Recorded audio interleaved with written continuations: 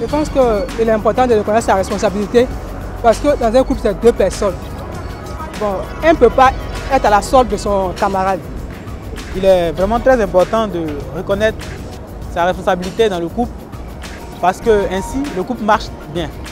Alors, s'il n'y a pas de normes, s'il n'y a pas de responsabilité de part et d'autre, c'est-à-dire du mari et de la femme, alors il va sans dire que ça sera l'anarchie. Quand on dit un couple, c'est l'homme et la femme.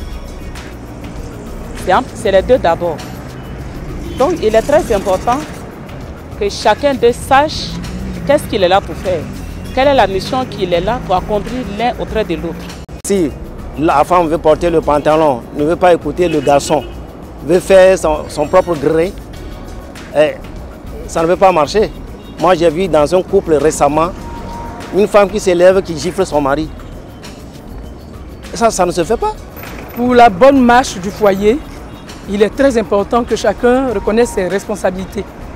Alors le couple vraiment est parfait. Être responsable, c'est quelque chose de très important.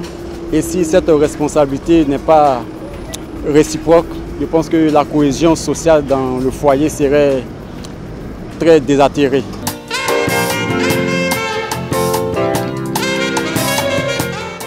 Merci de nous recevoir chez vous, amis téléspectateurs, pour ce nouveau numéro de Et votre famille. Pourquoi certains conjoints n'arrivent pas à prendre leurs responsabilités dans les conflits qui minent leur foyer? C'est pour essayer de trouver la solution à cette question que nous avons le plaisir de recevoir sur ce plateau Monsieur et Madame Goudivas. L'époux Jean est enseignant à la retraite et son épouse Rose est bergère. Ils ont, tenez-vous bien, 38 ans de mariage et 10 enfants. Nous avons un couple un peu moins vieux, Monsieur et Madame Soro. L'époux Fatoroman est professeur et son épouse Elisabeth est institutrice. Ils ont 14 ans de mariage et 3 enfants. Je vais d'emblée demander à Monsieur Soro, qu'est-ce que vous entendez par prendre sa responsabilité dans un conflit? Je pense que prendre sa responsabilité dans un conflit, c'est de reconnaître son tort devant son conjoint ou bien son épouse pour rétablir l'harmonie après le déficit de communication ou bien le problème qui a amené le conflit. D'accord. Monsieur Goudivas. Oui. Qu'est-ce qui fait que certains conjoints n'arrivent pas à prendre leurs responsabilités quand il y a un problème, quand il y a un conflit? En général, c'est l'orgueil de l'homme. Reconnaître ses fautes, c'est pas facile. Pour un homme, devant sa femme, pour lui, c'est lui qui est le maître de la maison. Donc, aller devant sa femme pour dire j'ai tort, je te demande pardon, c'est difficile. Alors souvent, il fait tout pour pouvoir montrer à sa femme que c'est lui qui a raison. Je crois que c'est l'orgueil, pour moi. Est-ce que vous voyez d'autres points, Madame Soro? Moi, je pense qu'il y a la peur aussi. Si on dit la vérité, quelle sera la réaction de celui qui est en face de nous? Bon, il y a la sévérité aussi. Peut-être que quand vous allez dire aussi, bon, il va se sentir, peut-être que le ton va élever, bon, il peut te battre. Il y a tout ça aussi qui peut agir aussi. Je pense bien. Bon, moi, je pense que l'orgueil, la femme aussi, elle peut être orgueilleuse parce que ce n'est pas seulement les hommes qui ne reconnaissent pas leurs fautes. Mais il y a des femmes vraiment qui refusent aussi de reconnaître leurs fautes. Donc, vice-versa. Oui, vice-versa. Alors, Monsieur Soro, est-ce que vous voyez d'autres raisons? Bon, disons en plus de tout ce qui a été dit, je pense que dans certains milieux, il y a les pesants culturels qui font que dans certaines sociétés, que l'homme reconnaisse sa faute devant son épouse, dans certains milieux culturels, ce n'est pas acceptable. Donc je pense qu'en plus de tout ce qu'on a cité, il faut tenir compte aussi du milieu, de l'aspect culturel. Il a grandi et autres. Et en général, ce sont les on dit qui créent des problèmes entre la femme et son mari, s'il n'y a pas de communication et s'il n'y a pas de franchise. Et pour lutter contre ces choses, il faut garder vraiment le contact avec sa femme en prenant du temps pour communiquer, même aller se balader à la plage avec elle, causer avec elle, ça fait du bien. Qu'est-ce que je peux donner comme conseil? On va finir avec Mme Goudivas. Oui, bon, il n'y a pas de couple il n'y a pas d'offense.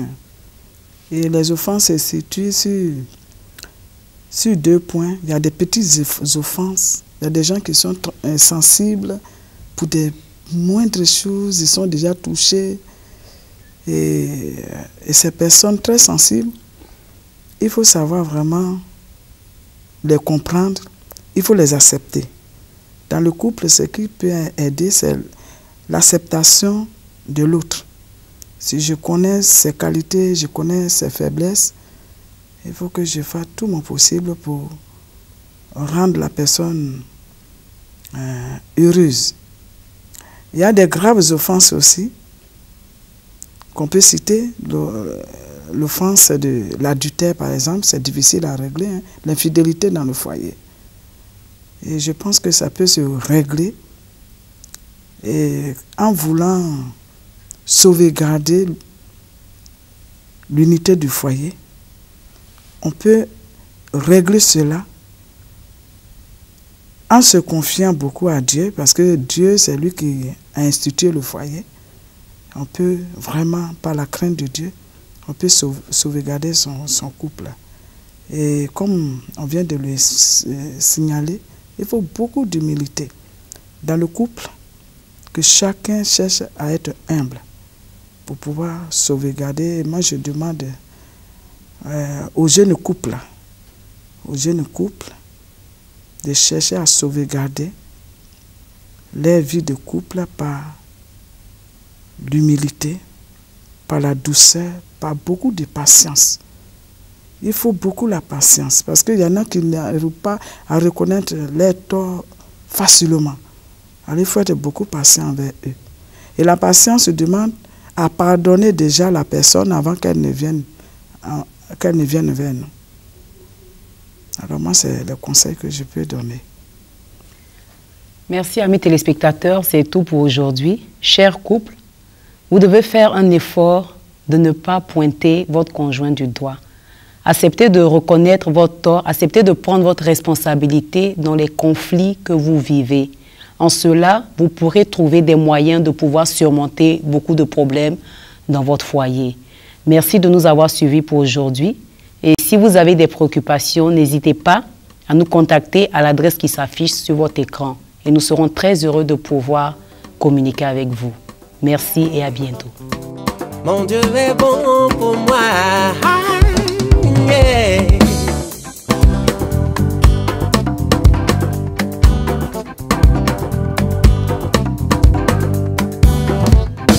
Il est bon, Dieu est bon. Mon Dieu est bon pour nous. Il est bon, Dieu est bon. Mon Dieu est bon pour nous. Je veux le dire toute ma vie, oh ouais. Il est bon, Dieu est bon. Et je te le dis si tu m'entends, oh ouais. Il est bon, Dieu est bon. Ah, dis-le. Il est bon pour moi, il est bon pour toi. Il est bon, bon, bon, oh, Dieu est bon.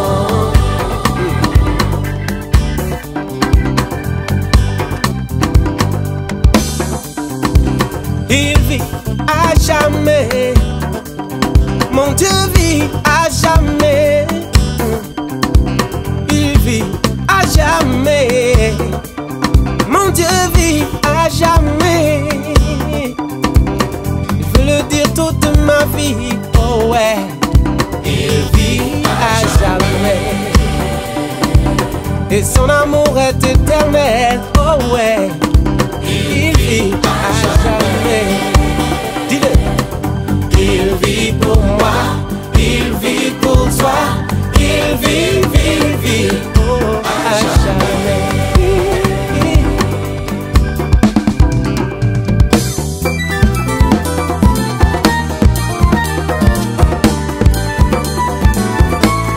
Yeah.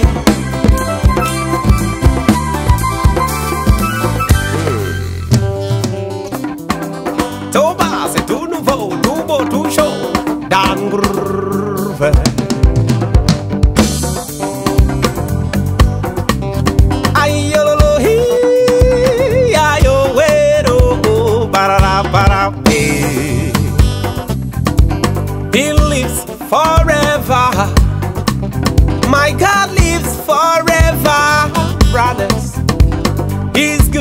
God is good. Oh, God is good to you, sisters. I want to sing every day. Oh, yes. He lives forever. Everybody sing hallelujah. He's good. God is good. Come on. He's good to me. He's good to you.